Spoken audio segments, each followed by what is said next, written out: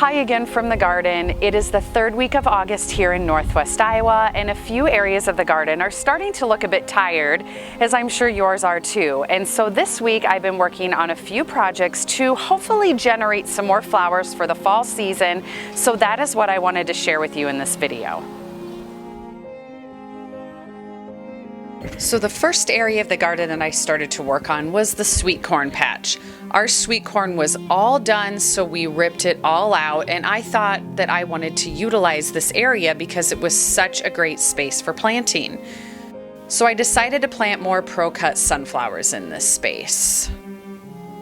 I ended up being able to fit about 3 rows of sunflowers in here, and the varieties I chose to plant were earlier blooming varieties, such as the Tinies, the Pro-Cut Orange, Pro-Cut Brilliance, and a new variety that I've never planted before called a Double Dandy.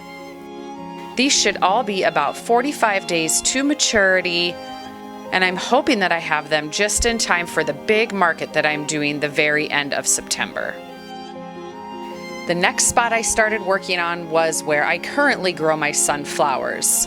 A lot of the areas that I've been harvesting from were definitely starting to die off, so I decided to rip that area out and also utilize that for succession plantings. I did end up leaving one tall sunflower left because it started to branch out, and I thought I might as well utilize those blooms. But everything else got ripped out that was done, and that area got completely replanted again.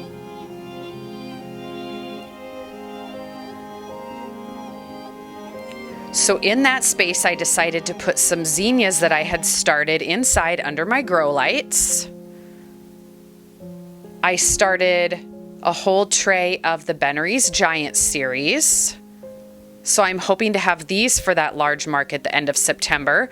And I also planted, of course, more Pro-Cut sunflowers in this area and a couple rows of some Rubenza Cosmos.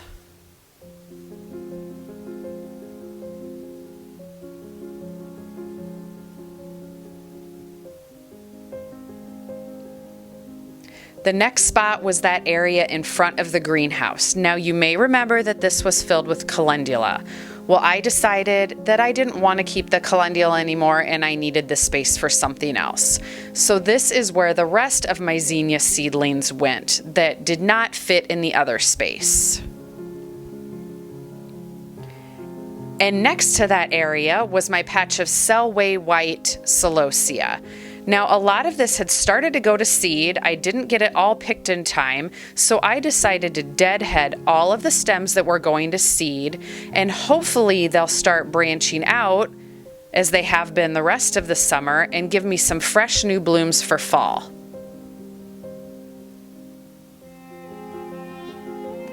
Last was my snapdragons. These areas were totally getting out of hand with weeds. So besides giving the beds a good cleanup with taking out all of the weeds and grasses, I decided to deadhead all of these as well. And if you've done this before and have luck, please post in the comments below. But since snapdragons are a cool flower, I'm hoping to get another fall flush of blooms, so I deadheaded everything in hopes that they'll branch out. But so far this summer, my snapdragons have just kept on producing.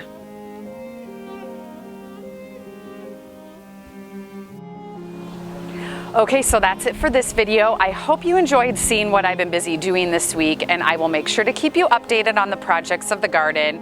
Stay tuned for that, and of course a lot more market bouquets throughout the rest of summer and fall. We'll see you soon.